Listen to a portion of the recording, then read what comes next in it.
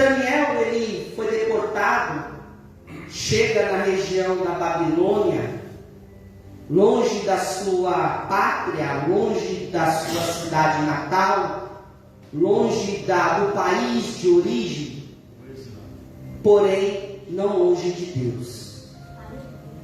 Não importa qual distância percorremos, lugares que frequentamos, o importante é estar sempre perto de Deus. Ao chegar na Babilônia, ele se destaca, porque Daniel era um homem diferente. E aí no capítulo 1, há um banquete, há uma proposta que chama a atenção da carne do homem, a ambição. Olha, manjar está preparado, a comida está na mesa. Mas o texto de Daniel, capítulo 1, versículo 8, vai dizer que ele assentou no seu coração em não se contaminar com a porção do manjar do rei. Preferiu se privar, renunciar, preferiu abrir mão do banquete da terra para exercer o seu chamado, a sua fidelidade perante ao Deus Todo-Poderoso. Estava em outro país, com outra cultura, com outro estilo de vida, com outro costume, mas o costume de um verdadeiro adorador não se perde independente do lugar em que está. Ao final dos dias do desafio, o semblante do Daniel e os seus amigos estavam melhores do que aqueles homens que participaram do manjar do rei. E a partir daquele momento Deus começou a exaltar e a prosperar Daniel, o rei da Babilônia. Só que o reino, todo o governo, todo o reino, todo o império, uma hora ele cai, o império da terra. Porque o governo de Deus, o reino de Deus, ele dura para sempre. O Egito caiu,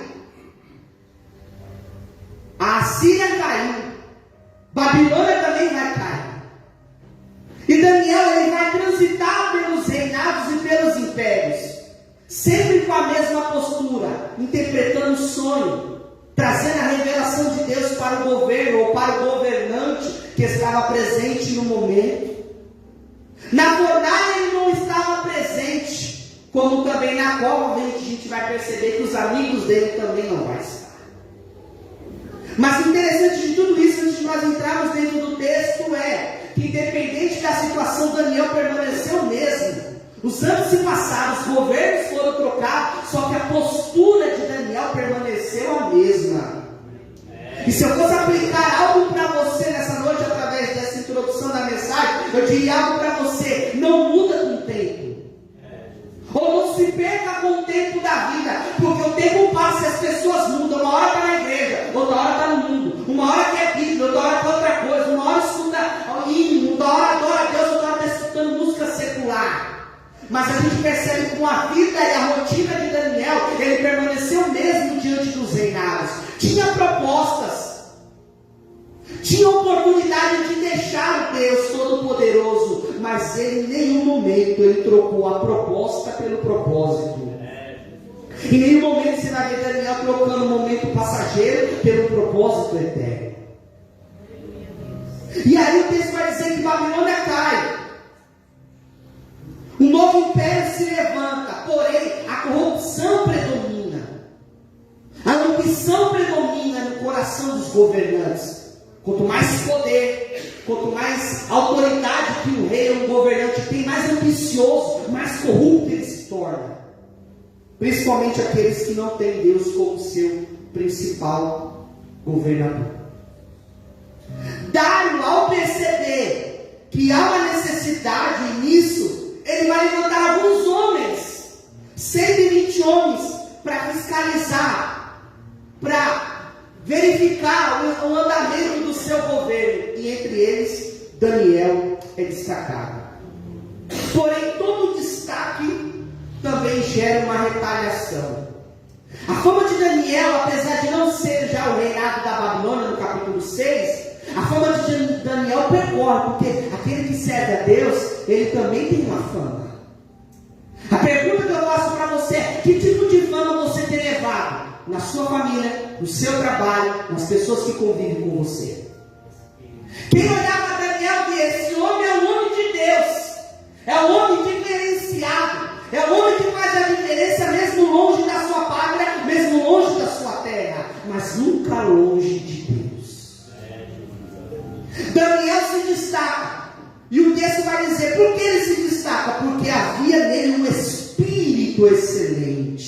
Havia nele um espírito diferenciado. E o texto começa dizendo isso, dando essa característica da vida de Daniel. Um homem que era diferenciado daqueles 120 homens que estavam ali constituídos como fiscais, para ajudar no reinado de Dário. Mas o que me chama a atenção é que o capítulo 6 começa e a gente não vai ver a presença dos amigos Caio com Daniel. Deus ministrou isso no meu coração no dia de hoje, eu meditando nesse texto. Porque nem sempre vai estar todo mundo do seu lado na hora que você mais precisa. Nem sempre vai estar aquele amigo que te manda mensagem todo dia quando você mais precisa. Nem sempre a ausência de pessoas é a ausência de Deus. Porém, também nem sempre a presença dos seus amigos também reflete a presença de Deus. A pergunta que se você fosse para fazer no texto é: aonde vai parar os amigos? Na onde vai parar os companheiros de Daniel neste momento? A Bíblia omite isso. A história fala alguma coisa, mas a Bíblia omite. Mas o que isso nos faz pensar é que mesmo com a ausência de algumas pessoas, isso não impede que a presença de Deus seja real e evidente na vida de Daniel.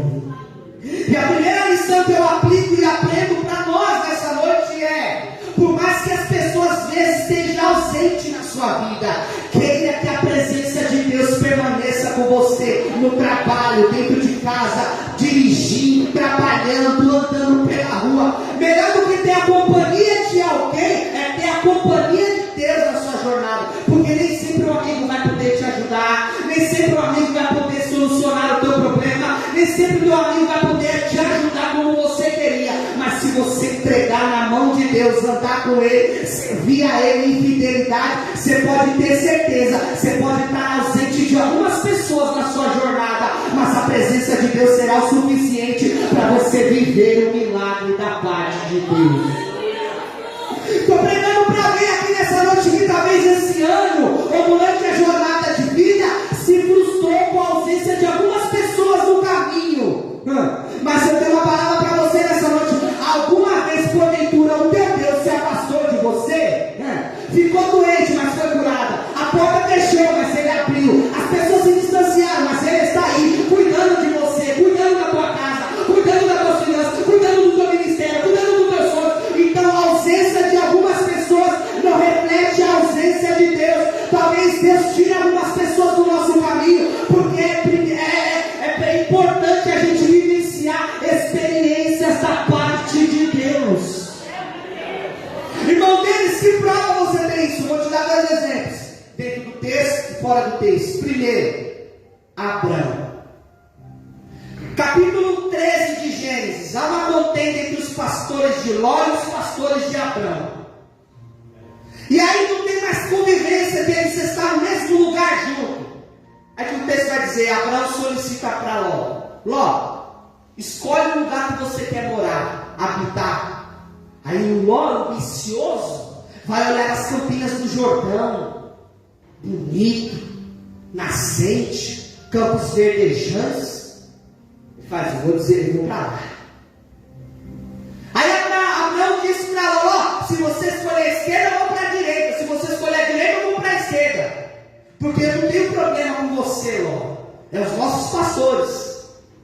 Mas a ambição do Ló fez ele escolher o melhor lugar, que ele achava que era o melhor lugar, e deixou o pior lugar para Abraão.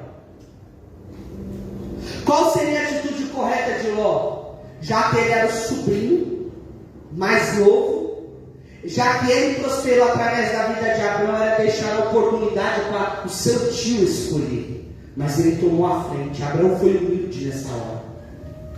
E o que restou para Abraão? O deserto, lugar seco, lugar que ninguém quer ir, lugar de solidão, lugar onde não vai ter muitas pessoas, diferente das campinas do Jordão, onde todo mundo quer estar.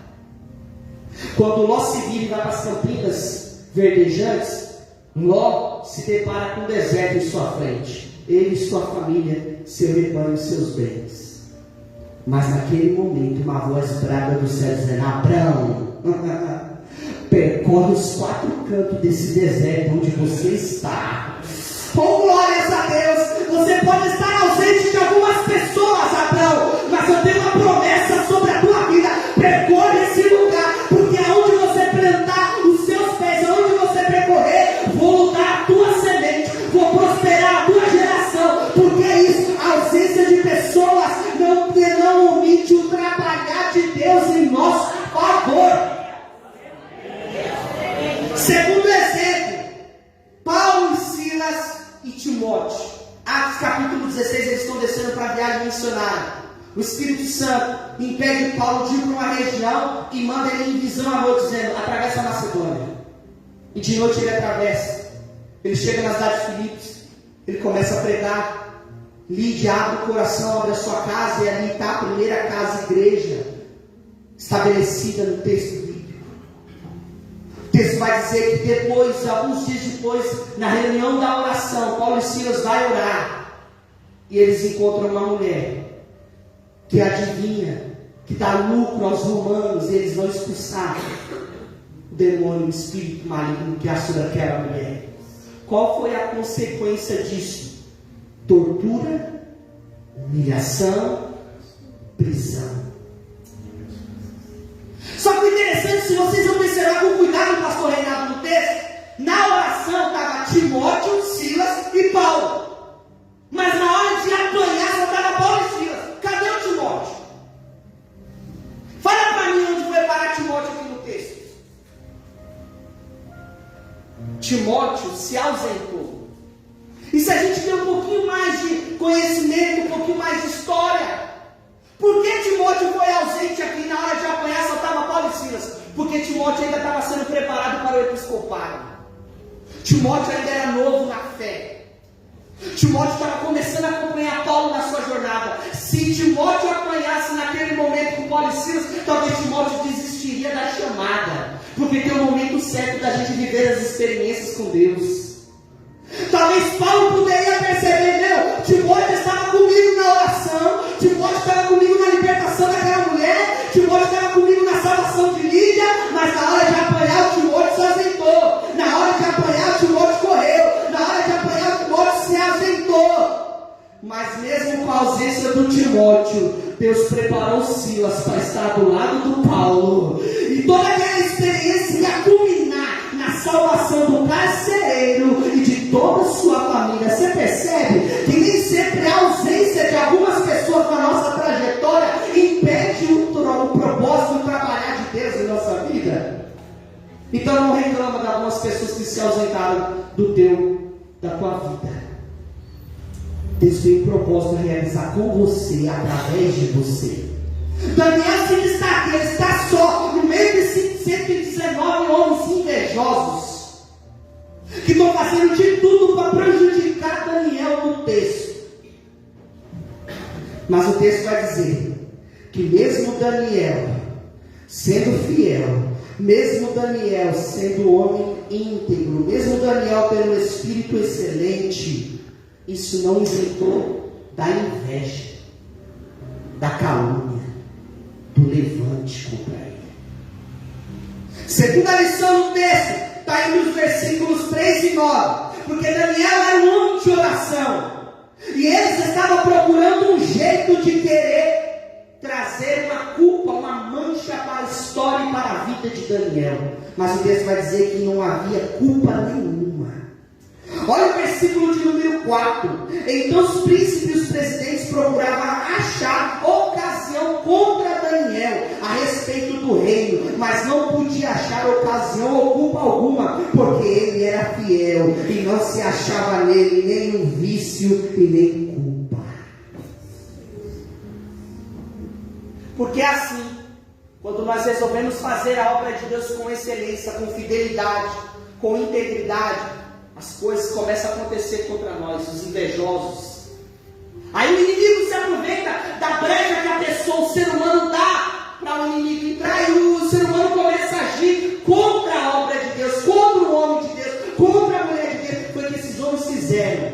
Mas eles não podem achar culpa alguma, não podem achar ocasião alguma, porque Daniel era um homem fiel. Ele era um homem íntegro. E o que é íntegro? O que é ser uma pessoa? O que é ter integridade? A qualidade de ser íntegro. E o que é integridade? É estado do que não sofreu alteração. O que é ser fiel? É aquele que cumpre os seus compromissos. É uma pessoa sólida, é uma pessoa leal e uma pessoa honesta. Daniel foi levantado juntamente com eles. Só que a fama de Daniel já estava sendo percorrida de alguns anos. Um homem fiel, um homem íntegro, um homem de oração, um homem que é fiel ao Deus Todo-Poderoso. Mas estão tentando derrubar Daniel, estão tentando prejudicar Daniel, estão querendo trazer uma culpa, uma mancha para a história dele. Mas eu tenho uma palavra para você nessa noite. Aquele que é fiel, aquele que é íntegro, por mais que as pessoas se levantam, por mais que tentam manchar a história, não tem como. Seja como um Daniel na sua casa, seja como um Daniel na tua família, seja como um Daniel na tua empresa, seja como um Daniel no teu convívio social. Talvez vai aparecer pessoas que vão querer te prejudicar, vai querer puxar o teu tapete, vai querer te perseguir, vai querer inventar fofoca, vai querer fazer injustiça com você. Mas não perca a tua integridade, não perca a tua fidelidade, pois a tua integridade, a tua fidelidade vai proporcionar para você um lugar de honra, um lugar de destaque e um lugar abençoado da parte de Deus. Se José no Egito não fosse íntegro, não fosse fiel a Deus, ele se deitaria com a mulher de Potifar. Jovem bonito, robusto, estava em casa com a mulher sozinho. Deita-te comigo, José. Não, vou pecar contra o meu Deus, vou pecar contra o meu Senhor da minha casa, que deu a chave, deu tudo na minha mão, e tudo que eu faço prospera. Não, José é um homem íntegro. Qual foi o resultado da integridade e da fidelidade de José? A falsa acusação de estupro. Foi parar na cadeia, ficou lá alguns anos esquecido, mas quando chegou o momento de Deus lembrar dele, Deus o exaltou, porque vale a pena ser fiel, vale a pena ser uma pessoa íntegra. E eu estou pregando para alguém que talvez esteja vivendo isso, uma perseguição, uma calúnia, uma mentira, uma fofoca, mas eu tenho uma palavra para você nessa noite. Não perca a tua integridade, não perca a tua fidelidade, não saia do teu posicionamento, permanece fiel ao teu casamento, permanece fiel ao ministério, permanece fiel à tua chamada, permanece íntegro na tua vida, que vale a pena. Na hora certa Deus vai honrar você, na hora certa Deus vai prosperar você, na hora certa Deus vai agir em teu favor, mas não saia da tua posição. Daniel se manteve íntegro. Já que não havia culpa em coisa alguma que Daniel fazia, eles arrumaram um pretexto na própria religião. Já que Daniel é um homem de oração, vamos fazer um edito. Durante 30 dias, ninguém pode fazer oração nenhuma senão a ti, ó rei. Eles fizeram uma cartinha, um edito, e levaram para o rei Dário. Sem ele perceber que estava caindo numa arapuca, numa cilada, ele assina e sela com seu anel. E a lei do meio dos persas era uma lei que não podia se revogar, não podia voltar atrás. Ele assina. Mas como ele assina, ele percebe que Daniel era um homem de oração. Aí o versículo 10, que é um versículo muito chave nesse texto, o texto vai dizer que Daniel, quando soube que a escritura estava assinada, entrou em sua casa. Ora, havia no seu quarto janelas abertas da banda de Jerusalém, e 3 vezes no dia se punha de joelhos e orava e dava graças a Deus diante de seu Deus, como também antes costumava fazer. Daniel não só ora por causa do edito. Daniel já vivia uma vida de oração. Porque quem vive uma vida de oração não para diante dos editos que é levantado. A carta foi assinada, a carta foi selada com o anel, com a autoridade do rei. Mas Daniel vai entrar na sua casa, vai orar às 9 da manhã, vai orar ao meio-dia, vai orar às 3 da tarde. Ele abre a janela, ele não se omite. Ele abre a janela para as bodas de Jerusalém e começa a clamar ao Deus que ele tem um relacionamento íntimo. O que a gente aprende dentro do versículo 10, pelo menos 2 lições. Primeiro, Daniel não muda seu relacionamento com Deus por causa do homem. Mesmo com o Egito, mesmo com o plano diabólico para querer derrubar Daniel, ele abre a janela, ele dobra o joelho mesmo diante do plano de um homem para querer derrubar ele, Daniel não muda a sua postura, o seu relacionamento diante de Deus. Por que eu estou batendo nessa tecla? Porque hoje em dia, o que mais as pessoas fazem é oscilar na igreja. Está num culto como esse, na campanha dessa, amanhã já está pensando outra coisa, amanhã está falando outra coisa, amanhã está agindo de outra forma. No culto da quarta quer Deus, no culto da quarta quer milagre, no culto da quarta quer vitória, mas na quinta-feira toma a decisão errada. Fala que não deve, vai em lugar que não deveria ir, fala com pessoas que não era para falar, faz aliança que não é para fazer, age de uma maneira errônea, e depois quer culpar Deus ainda das derrotas, dos fracassos e das decepções. Quem é você aqui nessa noite? Qual é a tua postura? Qual é o teu tipo de relacionamento? O seu relacionamento só está condicionado a 2 horas de culto?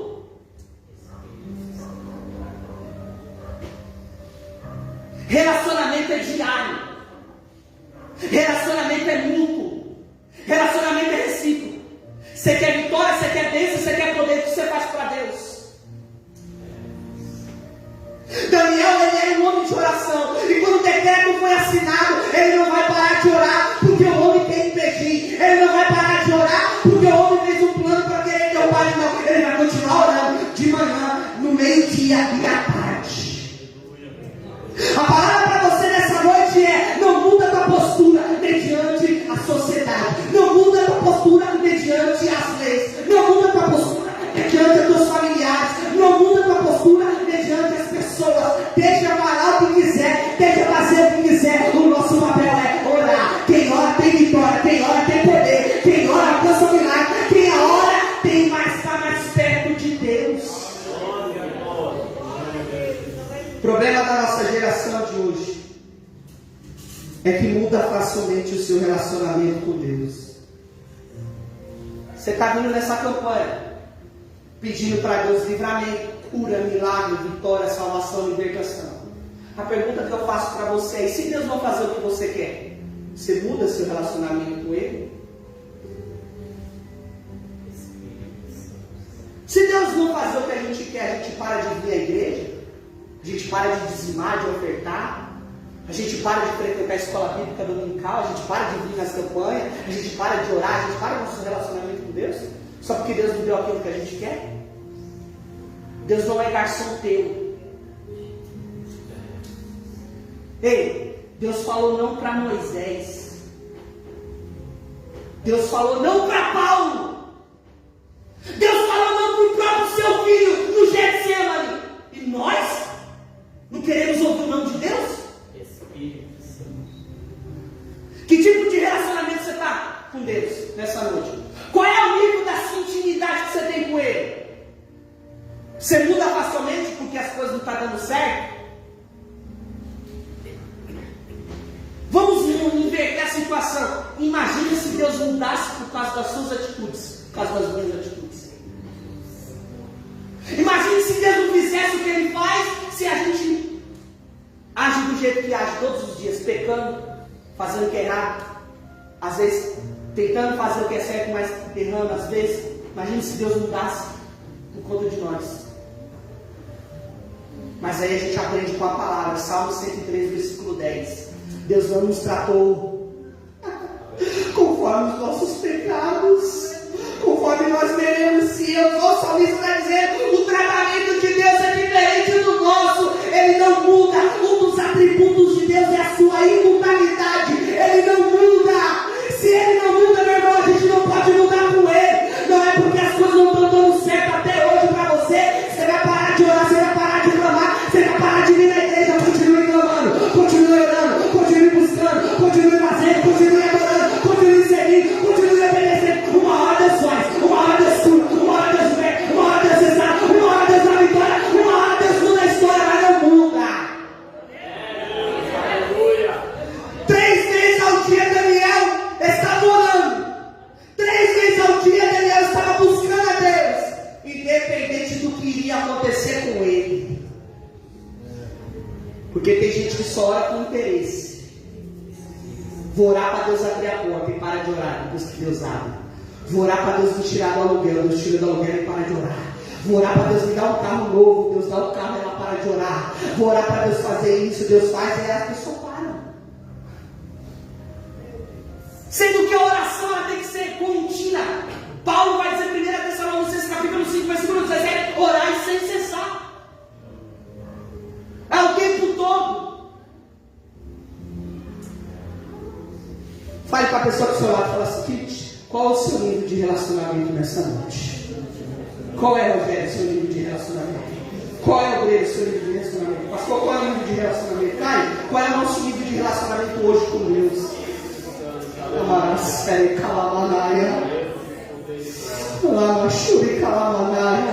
Se a gente fosse colocar um termômetro medidor do nosso relacionamento com Deus, em que nível estaria o nosso relacionamento nessa noite?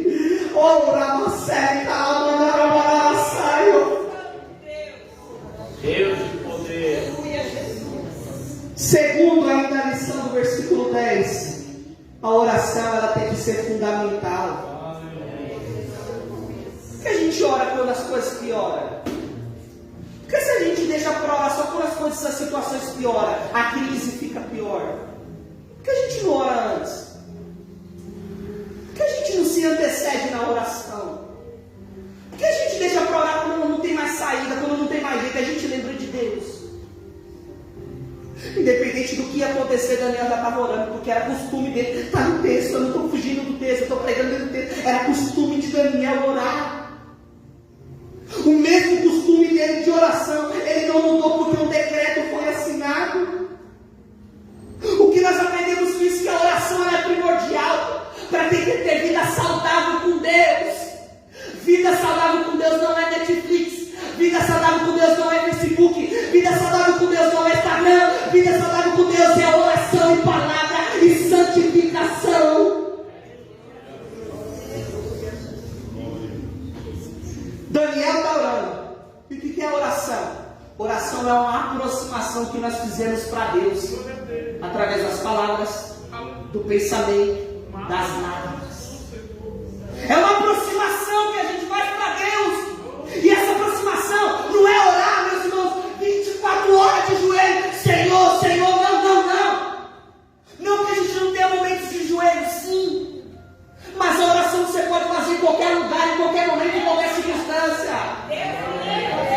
Não é o tempo de oração, pastor, que determina o meu nível de relacionamento, de intimidade. Mas é o meu propósito dentro da oração. Porque tem gente que ora 2, 3 horas por dia. Palavras mecânicas.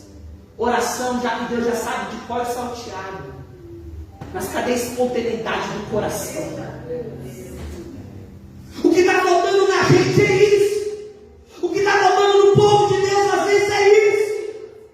A espontaneidade. Jesus condena isso em Mateus capítulo 6 e 7, falando de oração. Os fariseus oram alto para todo mundo ouvir, querendo transmitir um certo tipo de religiosidade, de espiritualidade. Jesus fala: quando você orar, você entra no teu quarto, você fecha a tua porta, você clama ao teu pai que em oculto ele vai te responder. Está falando de intimidade, está falando de aproximação, está falando de relacionamento. Então a oração é fundamental. Você quer ter vitória, ora. Você quer ter cura, ora. Você quer ter milagre, ora. Você quer ter providência, ora. Você quer salvação, ora. Você quer a libertação, ora. Você quer avivamento, ora. Você quer poder de Deus, ora. Você quer manifestação da graça dele, ora. Busca, clama, pede. Se aproxima dele. Quais os benefícios de ter uma vida de oração? Primeiro, quem ora sempre tem um diálogo com Deus. Segundo, quem ora nunca está sozinho.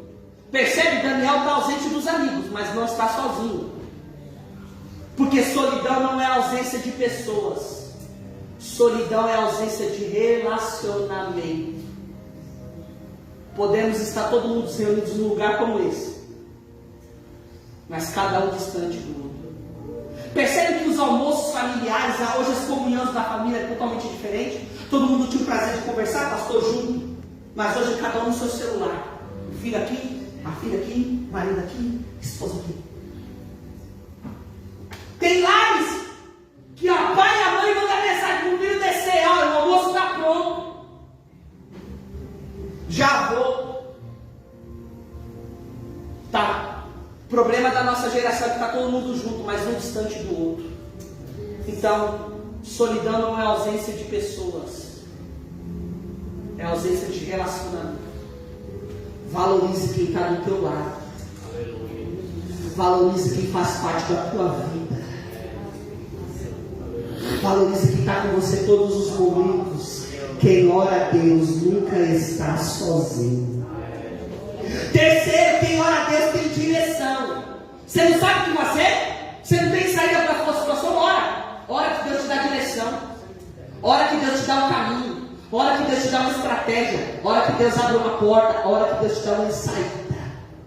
Quem ora tem direção. Quarto, quem ora tem autoridade. Quinto, quem ora tem a presença de Deus na sua vida. Então Daniel está orando. Daniel está clamando. Daniel está buscando a Deus. Só que a oração de Daniel não livrou Daniel da cova. O texto vai dizer que quando Daniel está orando, pastor, chegam os príncipes, os 119 homens. Pegando Daniel no flagra. Está orando. Chegaram diante do rei. Ó rei, você não assinou um decreto, um edito, que se aquele orasse no período de 30 dias que não fosse para ti, seria lançado na cova? Olha lá Daniel orando. A cilada foi armada.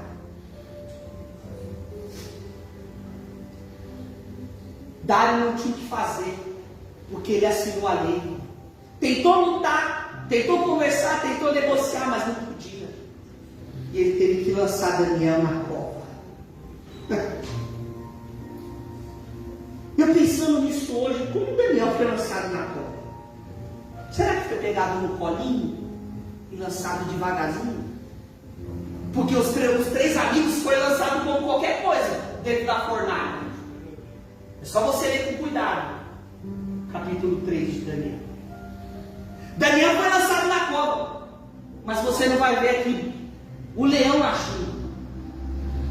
Não vai ver o leão estraçalhando os ossos de Daniel. Daniel foi lançado na cova. E naquela noite o rei não dormiu. O rei não conseguiu ficar em paz.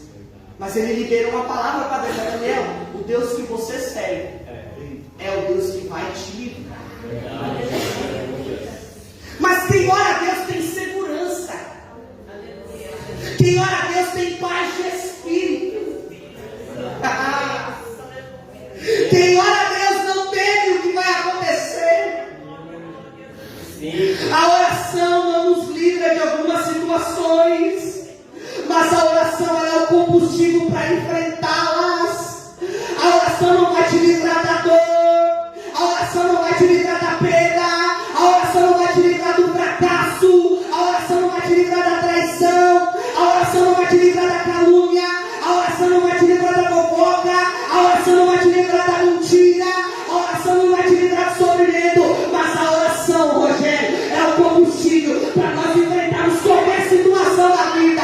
Eu não sei como você entrou aqui nessa noite, mas eu liberei essa palavra. Se você está em oração, você vai vencer. Se você está em oração, você vai superar. Se você estiver em oração, você vai crescer. Se você estiver em oração, Deus vai te dar vitória. Porque quem está em oração, a oração é o combustível para enfrentar os momentos de adversidades da vida.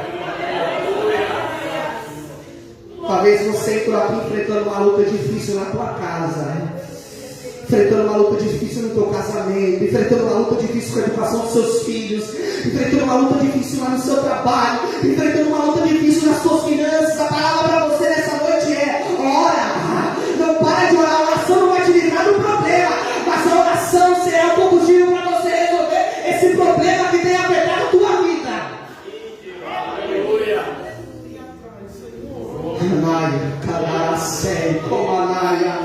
O que mais Jesus fez no seu ministério? Ele pregava, ensinava, curava e orava. A ponto dos evangelhos dizer que Jesus se retirava para as regiões desérticas e ali orava. Ele orou no Getsemane. Ele orou na cruz. E por que nós não podemos orar também? E aquela noite o rei não dorme, agoniado. E aí Daniel morreu. E aí Daniel morreu. E aí Daniel morreu. E os 119 anos aí, fizemos a nossa parte. Lançamos Daniel na cova. Só que naquela noite, o leão não pôde fazer nada. Deus permite a cova, mas Ele fecha a boca do leão. Ele permite a fornalha, mas Ele passeia com a gente lá dentro. Ele permite a prova, mas Ele nos dá lições para a gente aprender na prova. Ele permite o deserto para a gente depender dEle. Ele permite a tempestade, mas Ele vai trazer abundância. Ele permite a luta, o gigante, mas Ele nos dá vitória. Você percebe? A oração ela não nos isenta, mas quem ora a Deus recebe o socorro dEle. Quem ora a Deus recebe o auxílio de Deus. Quem ora recebe o socorro de Deus. Quem ora recebe o alívio na alma. Quem ora recebe a providência de Deus. Quem ora recebe o escape de Deus. Quem ora recebe o livramento de Deus. Aí o rei, quando chega de manhã, ele não aguenta, ele vai no pé da cova e ele vai gritar: "Ô Daniel, Daniel, você está vivo? Os leões não te comeram, não?"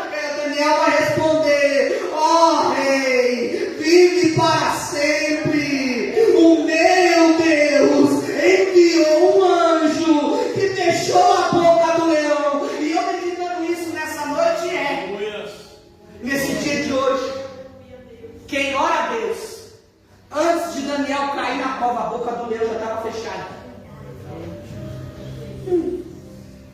Porque nós temos um Deus que Ele tem um atributo que ninguém tem, que é a sua presciência. O que é presciência? É um Deus que se antecede antes das coisas mesmo acontecerem. Essa palavra é profética para nós nessa noite. Você está nesse culto aqui, né? Você está buscando a Deus. A palavra para você nessa noite é: antes mesmo daquilo acontecer com você, Deus já está te guardando.